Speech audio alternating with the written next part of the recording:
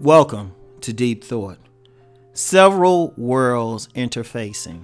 And what do I mean by that? Now, in my previous video, I talked about class and behavior. And as people who follow me a long time know, I'm interested in subcultures. And you know what I find interesting? If you pay attention to the social classes, if you pay attention to individual subcultures, it's interesting. Depending on where you are, you can see several interacting at one time. Like, for example, where I live, and I've mentioned this before, it's kind of interesting, especially the grocery store I go to, because you have several type of people. You got several classes who coming in there. You got some people, like in the zip code I live in, median income is over 6 figures. So you got them coming in there, of course. But within reasonable driving distance, you have some poor people. And even where I live, you know, some of the apartment complexes might have some Section 8 people in there. And then, of course, you got the people who work there. And it's interesting just to watch the different interactions. Or give me another example. I mentioned I had worked at a large department store one time. And it was interesting just with the black women in there. Just with the black women, just one race, not even including everybody else. But I used to have fun just looking at the different social classes, because you had the church women, you had the hood girls, you had the upper class bougie women. it was just funny, because one of the things that we have in this society, there's no unanimity. You know, everybody isn't the same. Now, you get some people who like to think that, and they might look at the racial skin color or anything. But if you look with a fine eye, it's different social classes, different subcultures, whatever, all interacting. The one thing I would say the surface world is the social world. You got different people, different interests. And what it is, it's for the most part peaceful interaction. Now, you can get some issues somewhere, but it's a peaceful interaction because you have different people, different viewpoints, everything, all interacted. And it really, that social world is bound by economics, overall economics, money, because people have to interact, because very few people can interact just within their subculture or social group. Like you do have some exceptions. You do have some exceptions. Like you have almost every mall in this area anyway, I don't know overall, has a store that caters kind of to goth kids. I don't know if that's because there's a large goth population in this general area or what. Or since where I live, I live in Maryland, there's a generally large black population, like through the Baltimore, Washington area. You know, the DMV, and, you know, it's controversial whether or not Baltimore should be included, but that general area, so you have a lot of blacks. So you have, like, almost every mall is going to have a store or something that might cater more to some black styles of clothing and everything. But those are still several worlds interfacing, because then it might have something, you still might have a coffee shop that appeals more to upper class. And it's a fascinating thing, because y'all know me. Y'all know I like looking at those things. And so I started thinking, okay, what's the thing keeping them together? Well, the need for commerce. Like money, of course, is a medium of exchange, but it's also a medium to cause people to interact socially. Because understand something with business. Like any economy is a social system. Any economy. And if you really understand, money is based on relationships.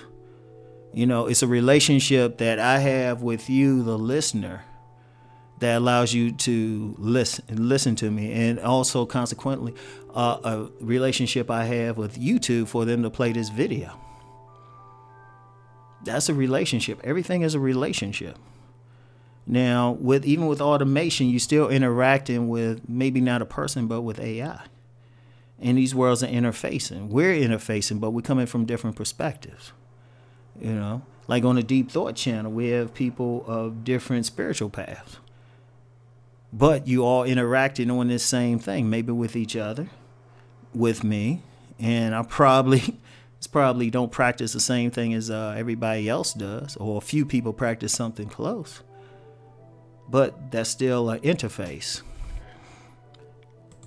And it's a fascinating thing, and sometimes that can be a cause of conflict, not necessarily a physical conflict, though it does in some parts of the world, but just a different perspective. If you have, say, spiritually, and this is one of the reasons I don't promote a particular path, if you have someone who might be a fundamentalist Christian, and then someone else who practices one of the numerous Kemetic paths, and they really get to talking, it's like, boom, there could be some issues, especially if they start talking about their particular paths, and with the tendency of people to think their path is the correct one. And it's interesting, but at the same time, it's kind of a beauty in how the different worlds interact, because it's peaceful. And that's one thing. I mean, there's people who have I'm gonna get a little deep with you. There's people who have a big problem with America. But one thing I say about it, even though some people think, well, this is American, this is America. America, without any doubt, its greatest thing is the ability to deal with people of different classes, cultures, or whatever. Is it always perfect? No, far from it. But people have freedom here that maybe in some other places that they don't have.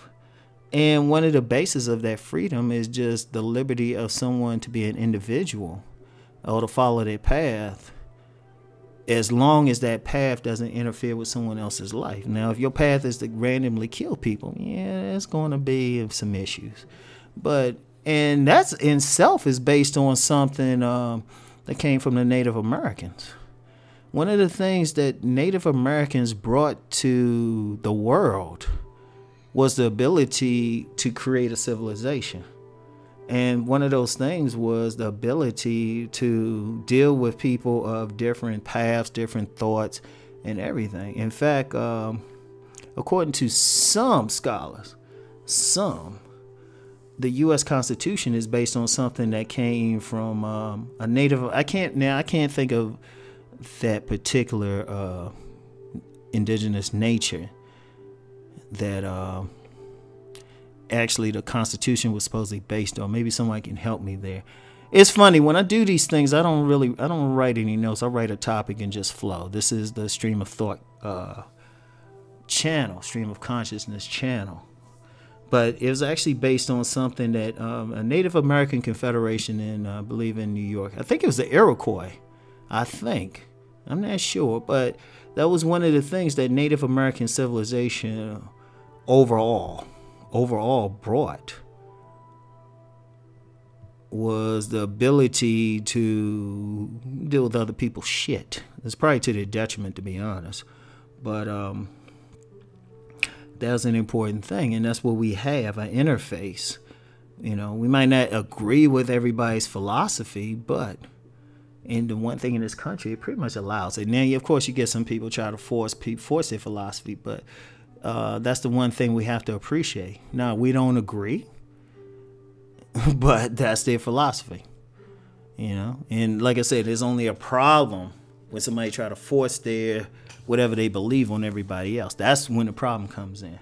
But at the end of the day, you still have plenty of people interfacing. You still, and just I think that's the overall culture.